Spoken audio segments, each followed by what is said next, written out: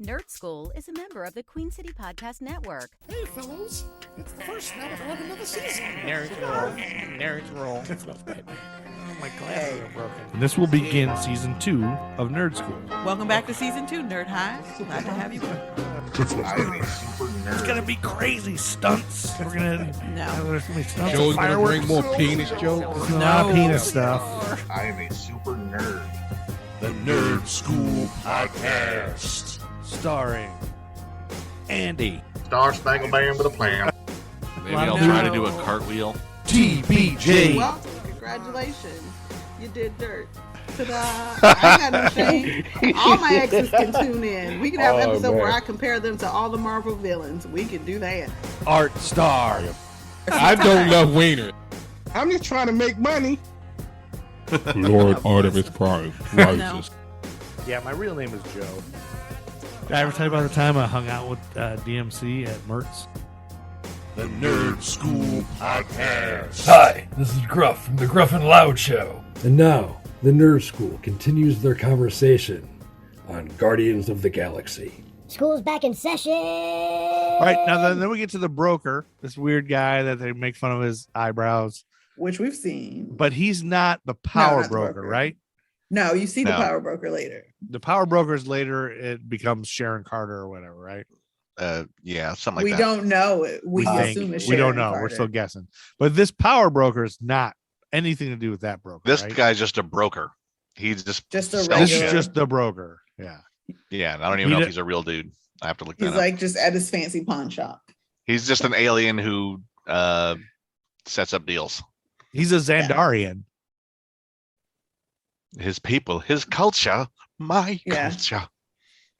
Now, if Art Star was hired in this broker's store, what would Art Star's position be? Like, what would he hire him to do? Translating Yondu when he goes, you bula bula bula bula. I hear you, boy, they do bula bula bula. And they're bullying the poor little guy. That's kind They of are. fun. Well, It's they're kinda fun. gross space pirates. That's what they do. That's true. Yeah, they don't care about in wealthy circles what happens. And then we get this whole thing about, Star-Lord goes to the broker, and then Gamora is standing outside when he realizes that Ronan wants it, he kicks him out, and then there's Gamora waiting, being flirty and sexy. And then we get the whole Gamora, Star-Lord, Rocket, Groot battle. I love that whole thing. That whole thing is I could watch that battle like 14 times in a row because it's just so cool. Like it's one person gets it, then Groot puts the thing over. I'm like, it's just so much fun and awesome. And it's just so well done. It really makes you. Well, most Marvel battles are they're intense. So, and I think Andy made a reference to this. Andy's drinking earlier milk at some point, but it was like how a lot of these battles they give you that feel like you're reading, that one big center page in the middle of the book where they're like a lot of things going on in the background, the foreground, and in the middle ground, and it's just like explosions here, toss this here, get away here, do this. Let's take the rocket boosters and attach it to her and kick her over here, and then so it's just a lot. It's like you could if you was reading the comic book, it would almost be on like one panel, and you just be panning left to right, watching everything, just looking at it all, trying to take I just like you said, when he puts those rocket boosters on her and flies, I love that they establish these battles, also establish all these guys as what they are and what they like to do, and that like Rocket has all these weapons and gadgets and shit, and Gamora's a fucking badass. And when we get to volume 2, like there's this whole thing about Gamora and her weaponry that's kind of I heard titled even in the comics is the deadliest woman in the galaxy. Yeah, it says it's in here somewhere. She's a badass. She is. I must not have got to that. Yeah, she's.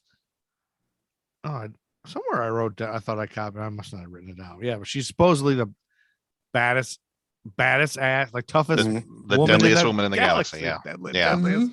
Yeah, that's awesome. So, I like how she always she like jumps. She does this weird flying thing where she can like jump and then kick down or whatever. It's like a video game or something. I don't know. It's pretty cool. And in the comics, she's a lot hornier too. Like in this, like I will not succumb to your pelvic sorcery, but in the comic, you know, I love the pelvic sorcery she's, line. Yeah, she's a bit more less free loving. She's a little more free yeah, loving. but she's like hard ass about it. Like, yeah, I'm not attached to you. I will take what I need from you, and you're done. Like, there's a whole sequence that happened. I don't know, I maybe think a decade ago, where like Iron Man was in the Guardians of the Galaxy, and Tony Stark is like trying to do his Captain Kirk fantasy. I'm gonna get with a green lady, and like she's like, all right, you think you can hang with me? And then it turns out he cannot. Like afterwards, she's like, all right, I'm gonna go now. I'm gonna go get something to eat. And then as soon as she leaves, he's like, ow. So I kind of like that sequence of Gamora has no Joe, use for a lot of these comic books nowadays, Joe. Yeah. It's one of those things where it's like, you know, now comic books have gotten to a point where, because of like comics code and things like that, like some books may seem like they're all age, but then just like in television nowadays, you have a lot of these underlying tones of promiscuity. Yeah, promiscuity. Promiscuity. God damn it! Promiscuity. But the comics code, which Art Star violence explained in American Timelines episode 174. Hey, but you have like, you know, gratuitous violence and things like that. Yeah. But then there's also it's still managed to somehow be fun. So I mean, like even like I told you, I was reading Daredevil now or whatever. Like in this Daredevil book, Daredevil is almost like Playboy Bruce Wayne. Like he does, like he sleeps with a lot of women. He does creep shit, and I'm like, wow. But like, yeah, I learned some of that in the Nerdy Night Out we did when those guys were arguing about Daredevil. Yeah, I had no idea he was like a guy who slept with women a lot. Womanizer. No idea. Womanizer. But yeah, Art is funny. I mean, I think he's just had a really bad, tragic dating history. He's not necessarily a womanizer. It's just like he gets involved with people, and they're the wrong people to get involved with. Like Typhoid Mary, Elektra is a big tragic thing. Like he gets involved with Black Widow at one point. Hey, well, you mentioned Elektra real quick. Did anybody like that show with Jennifer Garner? Was that a show or a movie? It was a movie. It wasn't good. It wasn't good. Okay, because Jennifer Garner sucks. Or no, not necessarily. Is that Ben Affleck's fault? No, he was. He had a cameo in it. It was a spinoff. They weren't dating yet, right? Did he just show I think up? the Daredevil movie is when they started dating, but the Elektra movie was a spinoff of the Daredevil movie. But the Elektra movie, they forgot to have anything happen in it. Andy, every once in a while, that's one of Andy's passive aggressive. That's his zing. Like, zing. That's how he treats Art Stars. How he just treated that movie. What was passive about that? That is a great summary of how he treats Art Stars. They forgot to have something happen in it. Well, I don't know if it's passive, but you didn't just say it sucked. You had to say it in that. It's not passive. It's not passive. You That's said not the right it in term. a way that we don't It's a see condescending the slight coming. Yeah, and then it's a boom, condescending there's a way to slight. say it sucks. Like you can't just say it fucking sucks. They didn't do a good job. They forgot to have something happen. That's benefit of the doubt. Maybe it could be a slip of the mind. It's like, we Oh, forgot. yeah. We forgot to write a plot. Yeah, we forgot to have anything interesting happen. Yeah, that's funny. Okay, Groot was created by Stan Lee, Larry Lieber, and Jack Kirby.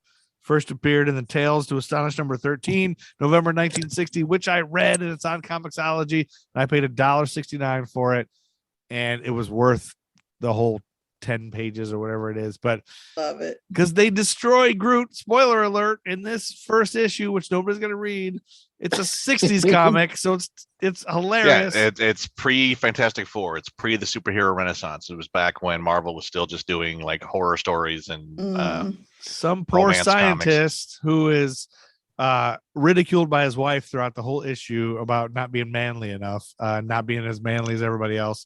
He disappears during the whole battle. The whole town's trying to fight Groot, this space alien tree guy who is sucking up everybody's fences and trees from their yards are disappearing because they're getting sucked into Groot. and they're all upset. Oh no, our fences are gone. What are we gonna do? Where'd you go? My husband's not manly enough to battle him. He just went to his lab because he was working on a plan, and his plan was termites. Termites destroyed Groot in this. So spoiler alert. But it's so very 60s and so very just that era. It's the best way to put it. That era. The way people spoke and did. And it's like just like the wife is just nonstop saying how he's not a real man and she wishes he was more manly and things like that. And then at the end, it's like, oh my God, you were the manliest of all because you defeated Groot. That was funny. And then I also read Rocket's first appearance. He was created by writer Bill Mantlo and artist Keith Giffen. Keith Giffen. Oh, Giffen. Sorry, there's not an R there. Yeah. Yeah, and Bill Mantlo is a tragic story, actually. Oh, really? He created Rocket Raccoon and a lot of things. He was a big Marvel comic writer for a long time, but he was in some kind of accident. I think he got hit by a car or something, and he got brain damage to the point where he's not the same person he used to be anymore. And but he's in need of constant. He has to be in a place where people watch him and make sure he doesn't accidentally hurt himself or something. He's lost a lot of cognition. So, and then you just know this, or did you just research this? I'd known this previously because back when this movie came out and Rocket got a higher profile, people started to say, hey, look what happened. This is the creator of Bill Mantlo. He's in financial need because I don't know, because it's comic book writers. They don't make a lot of money and he can't write anymore. So I'm hoping that Disney and their endless infinite pockets are able to properly support the people that have created their IPs that need their help. I hope so. I hope they give. Probably not because it's a giant evil corporation, but hopefully somewhere along the way he had a contract on rights to his characters. Probably not. Most of Marvel's work for a long time was just work for hire. Like, we hire you to write people. Whatever you create belongs to us. That's so unfortunate. Yeah. And that was how Marvel and DC did things. That's how they amassed their giant archive of intellectual property, is because like comic books, freelance, whatever you create. So in a way, I shouldn't love Guardians of the Galaxy because they took all these characters from these random names. But that's how it was done. That was how comic books were. No one really expected that's comics the structure of to explode the way it has. But it's not like anybody was using this IP anyway. It was just sitting on a shelf somewhere. Yeah, like Rocket would show up periodically in a joke comic or something like that. I mean, there was enough people that loved the old, certain old school things that will try to find a way to introduce them, but usually they'd show up for an arc or something because no one would think you could do a full series about a raccoon guy. Well, the one I read was even black and white, and I still read it. And he appears in the woods and fights this, or first he's fighting this some warrior guy that's looking through the woods, and then he ends up being his friend or whatever. And he was initially, or at least that's for a while, was kind of written with an Australian accent, and he showed up in the 2004 version of the Guardians of the Galaxy, or 2008 version shows up in the Avengers Earth's Mightiest Heroes cartoon series. Really? He's got an Australian accent, and it's which is kind of how he was written for a while. They did say somewhere online, it could be wrong, but they said his name and aspects of his character are a nod to the Beatles song. Yeah, Rocky Raccoon. He was Rocky Raccoon. You didn't know his first name was Rocket until later. You didn't know Rocky was short for Rocket, which is only one letter shorter and the same amount of syllables. So I don't know why that works. But it's like you didn't even shorten it to anything. Yeah. But it was absolutely hey, the Beatles, they have a song called Rocky Raccoon, and let's have some fun with that. Well, these guys get caught and they go to jail, and then that's a cool little minute of them giving their backstory. All right, back to the main movie is what we're analyzing. Okay. Yeah, back to the movie. Yeah. Back to Joe's research. And that's where Supernova says, what a bunch of a-holes, these guys. That's when they send them to the kiln or whatever. Yeah. But I like that little, I like this is a good way to introduce them, where they give the background file, they're reading about them and where they're from. And so this is where I gather Terra is what they call Earth. Mm-hmm. They call it Terra for some reason. Because it's the Rock. I mean, like there's a DC couple of characters who are named basically because of Rock. So it's like it's simple, but then it's also you like how some people call Earth people from Earth terrestrial, and then you have like extraterrestrial stuff. Agents of S.H.I.E.L.D. uses Terran a lot because, especially once they started going into space, it's brought up a lot. And I like the idea that like everyone in outer space knows what Earth is, but Earth doesn't know shit about outer space. Right, exactly. It's like, but I've heard of that planet. Those people are idiots. Most and pop culture, most other planets, they look at us as primitive. Well, that's like why even video games. There are video games now where like if you don't know the backstory about the video game, it's almost like, oh, this is like almost like caveman times. But like, no, civilization has been destroyed, and now it's being rebuilt, and this is what happens after the fact, kind of thing. So, we're in a scheme of things, popular culture and science fiction has us being almost dumb. Yeah, I mean. But then, but they always find a way to make like the Earth people have like sort of a unique spirit that confounds other alien worlds.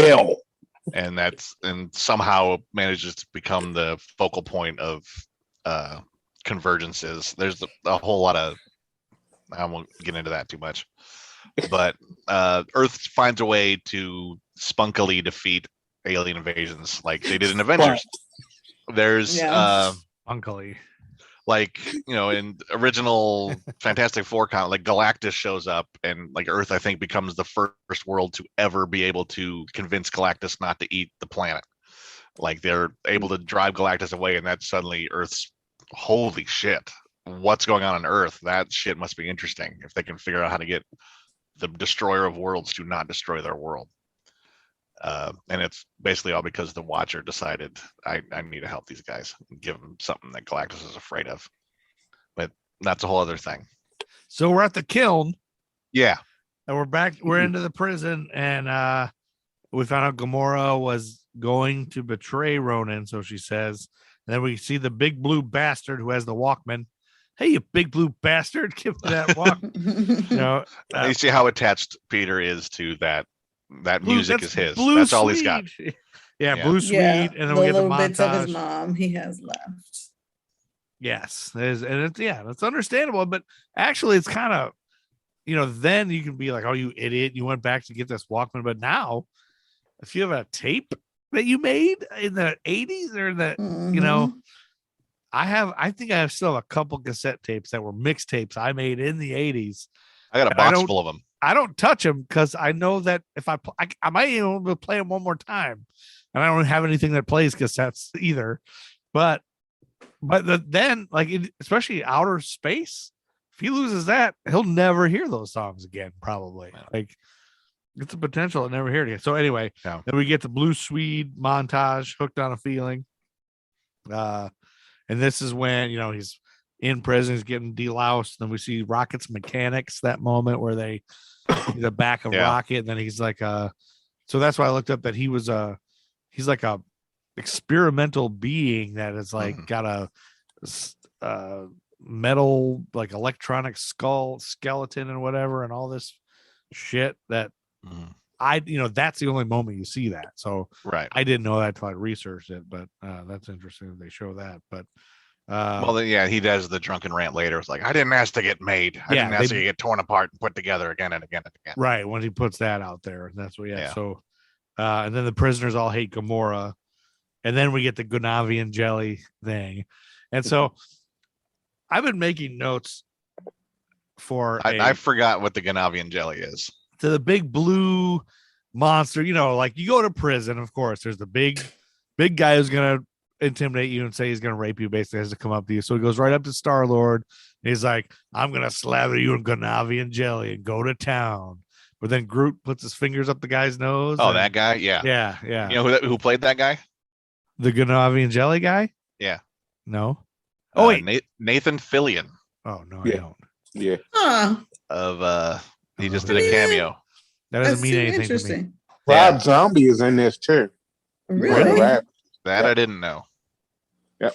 Who's Nathan Fillion? Castle. Firefly. The Rookie now. Keep going. You've seen his face. If we showed you his face. Nathan Fillion? Yeah. He just does it's a name you should know. These are one of those nerd type names that you should know. He was on one season show that got canceled that everyone liked about space pirates called Firefly. That with Alan Tudyk. This is what you do, right? But this was a Joss Whedon joint. So I don't think everyone is clamoring for that anymore. But back then it was like, we need more of this. And then they did a movie to kind of wrap it up. And then everyone's like, is he in Suicide Squad? Oh, yeah. He's the Terrapart arm guy. No, TDK. Is it TDK? I don't even know. But he's like the main. He's the guy Joe in Suicide Squad. Suicide Squad, his arms came off. And he was fighting with that guy, Joe. I think it's TDK. He doesn't look familiar to me. It's hard to believe you did. Who cares? He's in it for 2 seconds. Go ahead. Anyway, he doesn't look anything like that. I'm going to sit there and say, if you're ever around a bunch of nerds at a bar somewhere and they're looking at you like you're too cool to be a nerd, just say Nathan Fillion. They're like, oh, this guy's awesome. Get him there. Well, I had to make a list. Shows. There's a lot of references from this because I love shit like that when they mention Gunavian alien. Like I love in Star Wars when they drink the blue milk. Like that's my like I love everyday shit in another world. So I'm making a list of things I'm going to use in hip hop lyrics later.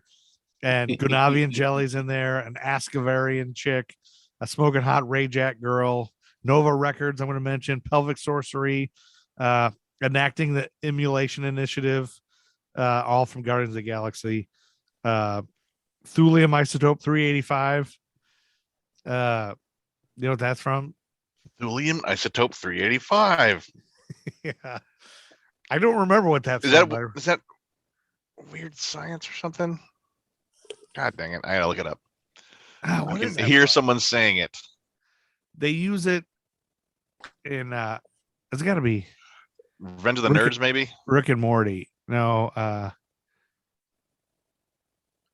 don't know. Thulium isotope 385.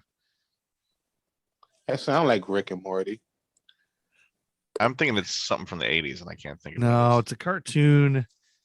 And they Rick and Morty referenced the 80s a lot. It's basically Back to the Future. Freaking G.I. Joe.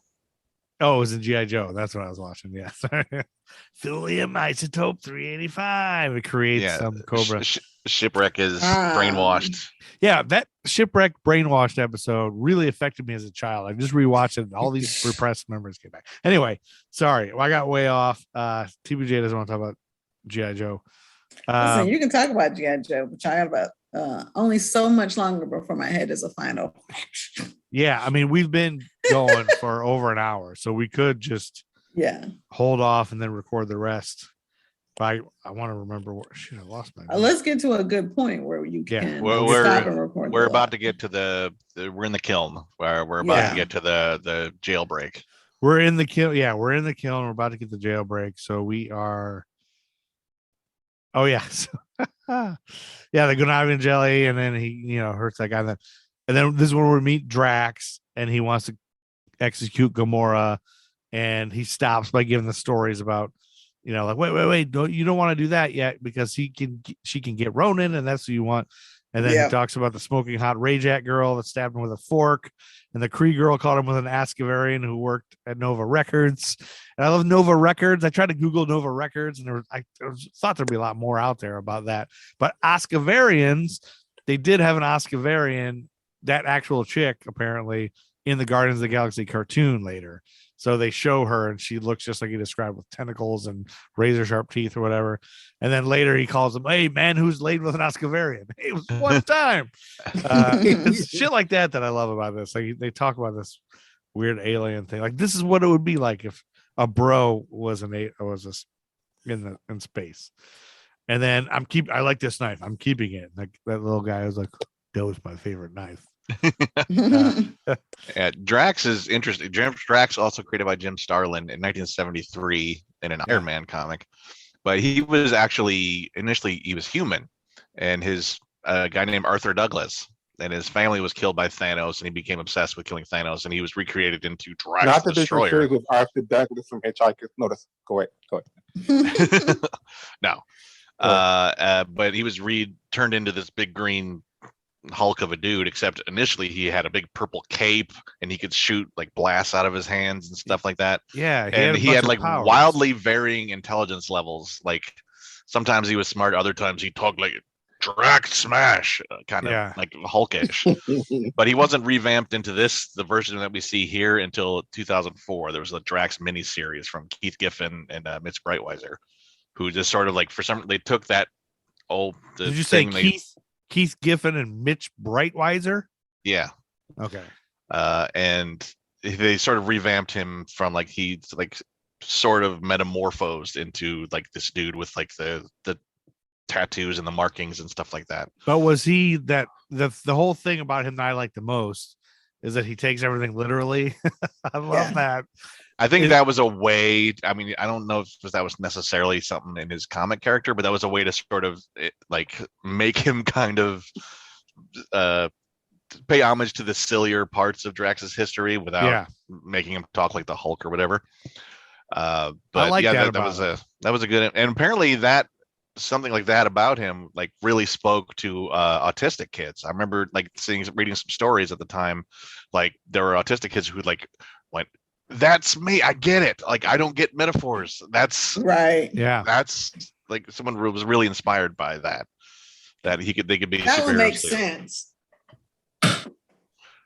And not to be too PC police on you, but the preferred nomenclature is kids with autism, not autistic kids, because you want to put the person first. People first language. Yeah, people first language. People first language. Yeah. Which is it takes a long time to get that through to you, but that's cool. I love that's a thing. I would have never thought about that. But they agree to work together and they split the money 4 ways, 3 ways, but then Groot is like, I am Groot. Which I Who love. knew Groot. 3 words could do so much? And you really do start understanding what he's saying. At the end, like you are right. I am Groot. You know what he means. Well, it helps that Rocket repeats everything he says and or just responds to it so you can understand what he said. And then we cut to the sanctuary, and Thanos and Ronan are getting into it a little bit. And Thanos calls Ronan a pouty child. And I gotta say, Ronan is, I mean, maybe they're meant to do this, but Ronan's a douchebag. Like, I don't like him at all. I don't think he's tough. I think he's just dumb. He sounds like he's played by Beck Bennett from SNL. Like when Beck Bennett knows there's all this character, like he sounds like a Beck Bennett character. I think they whiffed on Ronan. Like, I thought that the first time I saw like Ronan the Accuser has like an interesting, like he's in the books, there's more to him than just psychotic zealot who wants to murder everybody. Like he's like kind of a Cree police officer sort of thing. Like he goes around, you were accused of this, how do you plead? Like he's like a judge and jury kind of thing to other people. But the more I watch this, the more I've kind of warmed up to it. I mean, he's still kind of one note and not really dynamic, but he's a little scarier. Like the more I watch it, the more I kind of pay attention to him. think he's too tough. Like he's just so. I want Drax to beat him. Maybe that's the way. I think he's a dude. Yeah, you want Drax to beat him. He's a hero. That's how it works. Yeah, you don't want the villain to win unless you're Art. But I don't buy that he can beat Drax anyway.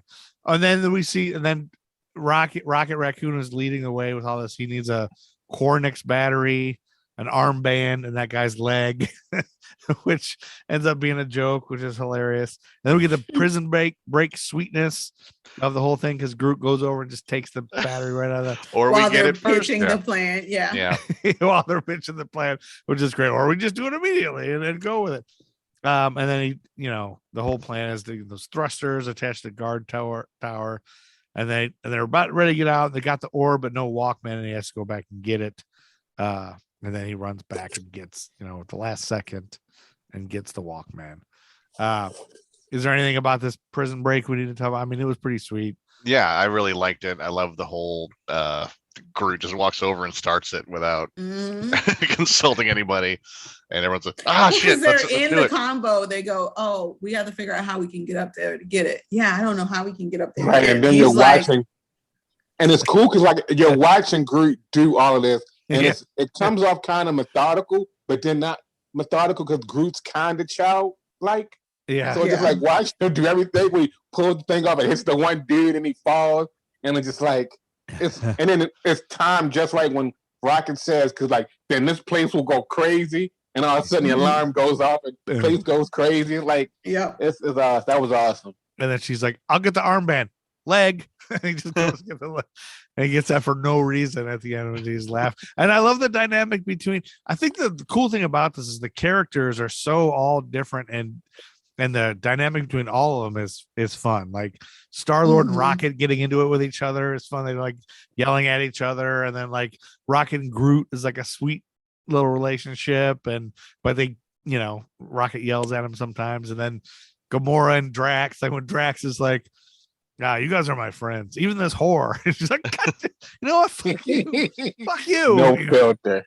And he does, so he doesn't know how to. You guys are my friends.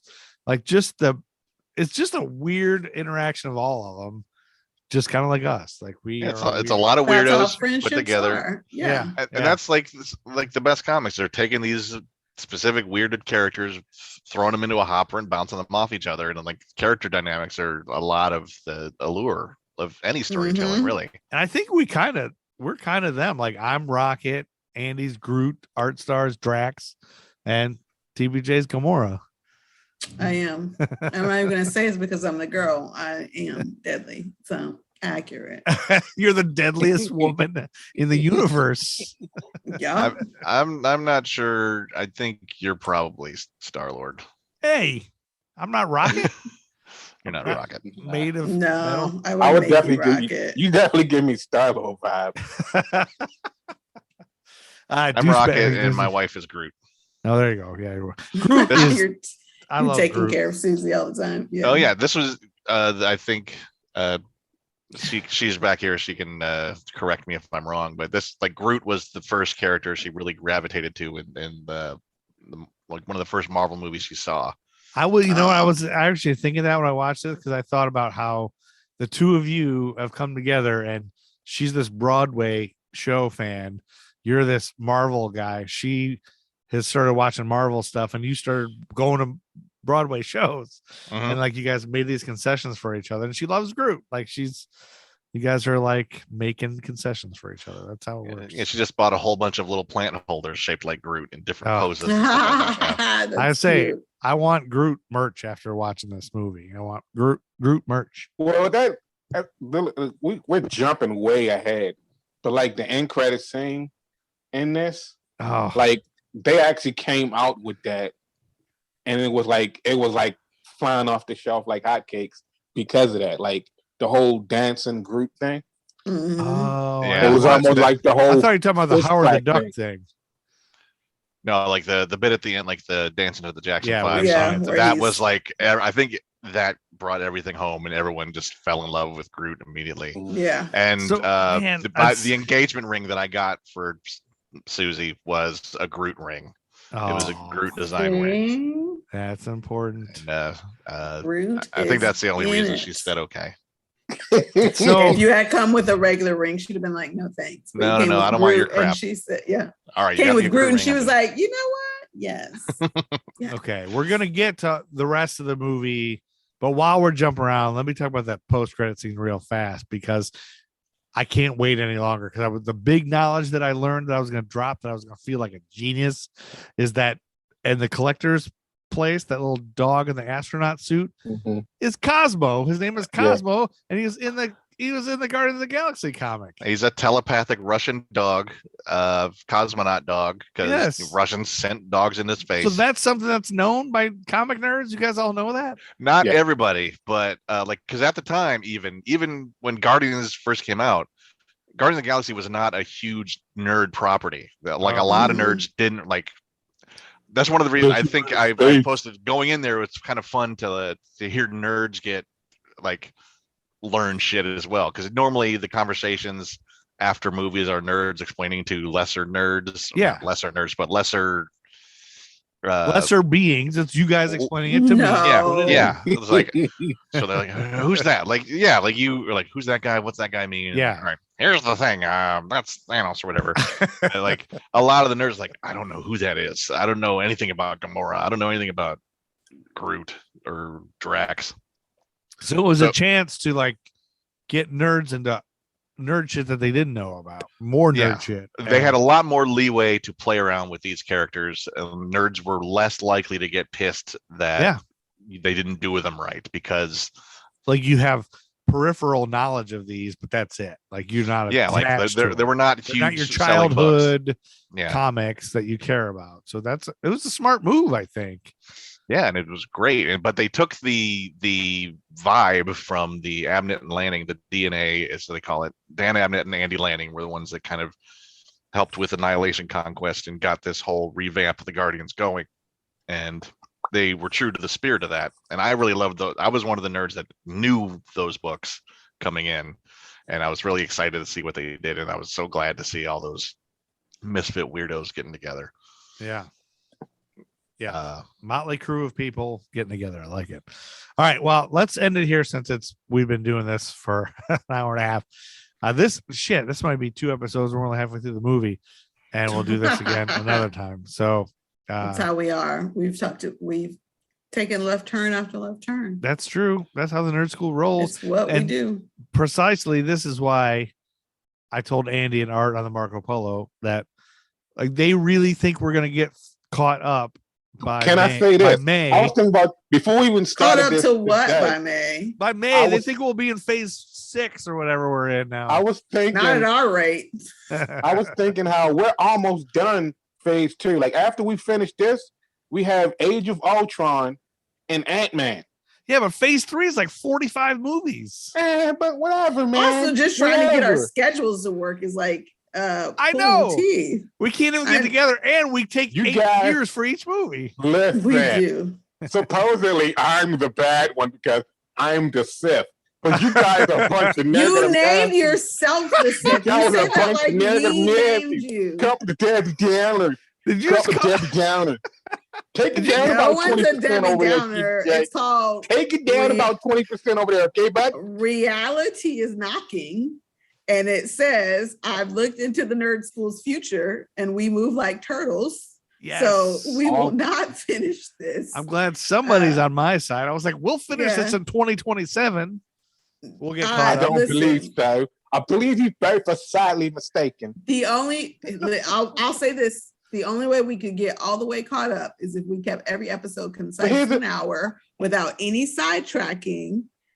We could be caught up, but we have never ever in the history of Nerd School kept an actual movie within an hour. We're an hour and a half in, and we're not even halfway through Guardians of the Galaxy. Let me tell you now. Let me just say this: like, I remember after we was, Hawkeye finished, and I was like, "Well, man, we don't know when Joe's going to see Spider-Man, and we haven't even done like Eternals, Black Widow." Or any of those ones that are coming out currently. But then I was like, we don't have any more shows. And then you have Doctor Strange being moved to May, and then we don't know when the other shows come out. And then like this past week, we found out that Moon Knight comes out in a couple of months. So we have a show on Disney Plus now that we'll be able to review it. So it's almost like things are popping. Which is all the more reason we won't actually be. Yeah, we won't get any farther. Listen, if you guys would have let the guy who always has to say, "Can I say something? Can I say something?" I was about to agree with you guys that we probably won't catch up just because the other shows is just they're all supposed to be coming out in 2022, but they're slowly starting to give us release dates for those shows. So Joe's going to want to do Moon Knight when that comes out. So I get it. Even if Joe didn't do the Disney Plus show, even if we didn't do the Disney Plus show, just let's look at stats and facts. Statistically, I won't say that. You know, we are a long-winded group because we already said we ran up 10 minutes ago. We don't do it. Here's the thing. Some of the things like once we get through phase 3, some of the things that's in phase 4, we've already discussed. But Joe doesn't have any ability to I don't remember it. I don't remember it. You were still going to be covering it as if Joe didn't watch anything. I was just born this morning. Joe, one day you may wake up and all this comic knowledge, movie knowledge just flood into your brain. It is nice that you're optimistic. I do say, in Joe. I believe in it's Joe. not even just Joe. Listen, our schedules, we are all back working. I put my butt back in school, so God bless my brain, which is why I'm falling asleep on y'all. Oh my gosh. Bitch. Yeah, our schedules are mad. We all work in the arts. So getting together is hard AF. It took us weeks to get together just to do this, unless it's possible. But the only way it would be possible is if we were able to carve out one day every week that we were together and we kept For our those episodes of you who short. listen to us, I want you to know that I, Lord Artemis Prime, is always viewed mostly as the bad guy. Being realistic doesn't make you a bad guy. I'm just going to point this out in a professional setting. Being realistic with timelines is actually the most professional thing one could do. Being quite optimistic. Optimistic can be a bad quality when faced. How about I wonder why he's evil? Optimism in lieu of reality in business will get your business run out or be short of employees. I'm just going to note that of the good guy Jedi-ness that is happening, reality. You've been saying something the whole time. Can I say something? The whole damn time. No. There you go. No. What I was going to say was, where did Andy go? You think I'm jumping in the middle of that? It was like a 3. It was like this is that one rare time where Joe, you know what I'm saying? Joe, my man crush every day, was jumping on my back. All I'm saying is the disagreement was between me and you and Andy, and then TBJ took my side. I'm taking reality. Well, she's taking the reality side. For adults with working jobs in the arts. That's why I made it more I'm putting them out bi-weekly now, and I'm stretching some of these long ones into 2 episodes, so that buys us more time. So, but it's good to have goals. We might not reach those goals, but let's have a goal. Have you heard of making SMART goals, which are specific, measurable? Somehow our production meeting has ended up in the episode, without ending the episode. So let's end the episode and then continue with the production meeting. We can end the episode. Somebody's got to say goodnight. Good night. Bye. Review and subscribe, and we'll be back. Nerd Hive. Tune back in and May to see who was right. We'll finish the Good night. second half of Guardians of the Galaxy. Review and then subscribe. Oh, there you go. Now that was the sound of music. They say I can't rap about the president no more, but evidently they don't see we in the streets still poor. Still more incarceration of my kinsmen by the prisons, and people thinking this election to end racism. Proud over pessimism, glad to see Obama, but don't expect me not to speak out when I still see problems. The Nerd Skool Podcast. QueenCityPodcastNetwork.com. Listen, people can make fun of me for my holiday movies all we want to, but I'm like, are you alive? Did I fuss at you today? Did I yell about anything? All right, then. You're welcome. You better thank Hallmark for keeping me safe.